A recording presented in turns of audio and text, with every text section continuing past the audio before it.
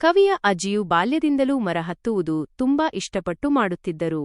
ಅವರು ಚಿಕ್ಕ ವಯಸ್ಸಿನಲ್ಲಿ ಈ ಕೌಶಲ್ಯವನ್ನು ಅಣ್ಣನಿಂದ ಕಲಿತಿದ್ದರು ಮತ್ತು ವಯಸ್ಸಾದರೂ ಕೂಡ ಅದನ್ನು ಬಿಡಲಿಲ್ಲ. ಮರ ಹತ್ತುವುದು ಅವರಿಗೆ ಅತ್ಯಂತ ಮೆಚ್ಚಿನ ಕಾರ್ಯವಾಗಿತ್ತು. ಒಂದು ದಿನ ಕುಟುಂಬದವರು ಮನೆಯಲ್ಲಿ ಇಲ್ಲದಿರುವಾಗ ಅಜ್ಜಿ ಮರ ಹತ್ತಿದರು ಮತ್ತು ಅಲ್ಲೇ ಸಿಕ್ಕಿಹಾಕಿಕೊಂಡರು. ಅವರನ್ನು ಕೆಳಗೆ ಇಳಿಸಿದ ನಂತರ ವೈದ್ಯರು ಅವರಿಗೆ 1 ವಾರ ವಿಶ್ರಾಂತಿ ಪಡೆಯಲು ಸಲಹೆ ನೀಡಿದರು. ಆದರೆ ಈ ನಿರ್ಬಂಧದಿಂದಾಗಿ ಅಜ್ಜಿಗೆ ಬೇಸರವಾಯಿತು. ಮನೆಯಲ್ಲಿ ಕುಳಿತಿರುವುದು ಬೇಸರವಾಗಿ ಅವರು ಮರದ ಮೇಲೆಯೇ ಒಂದು ಮನೆ, ಟ್ರೀ ಹೌಸ್ ಕಟ್ಟಬೇಕೆಂದು ಇಚ್ಛಿಸಿದರು. ಕವಿಯ ಅಪ್ಪ ಈ ಇಚ್ಛೆಯನ್ನು ಸಂತೋಷದಿಂದ ಒಪ್ಪಿಕೊಂಡನು. ಅವನು ಕೂಡಲೇ ಕವಿಯ ಸಹಕಾರವನ್ನು ಪಡೆದು ಒಂದು ವಿಶಾಲವಾದ ಮರದ ಮೇಲೆ ಸುಂದರವಾದ ಮನೆಯನ್ನು ಕಟ್ಟಿದನು. ಕವಿಯು ಮತ್ತು ಅಜ್ಜಿಯು ಮರದ ಮೇಲಿರುವ ಮನೆಯಲ್ಲಿ ಕುಳಿತು ಶೇರ್ರಿ ಕುಡಿಯುತ್ತಾರೆ. ಈ ರೀತಿಯಲ್ಲಿ ಅಜ್ಜಿಯು ತನಗೆ ಮರದ ಮೇಲೆ ವಾಸಿಸುವ ಹಕ್ಕಿದೆ ಎಂದು ಜಗತ್ತಿಗೆ ತೋರಿಸುತ್ತಾಳೆ. ಕವನವು ಹಾಸ್ಯಮಯ, ನವಿರಾದ ಮತ್ತು ಪ್ರೀತಿಯ ನೋಟದಲ್ಲಿ ಕೊನೆಗೊಳ್ಳುತ್ತದೆ.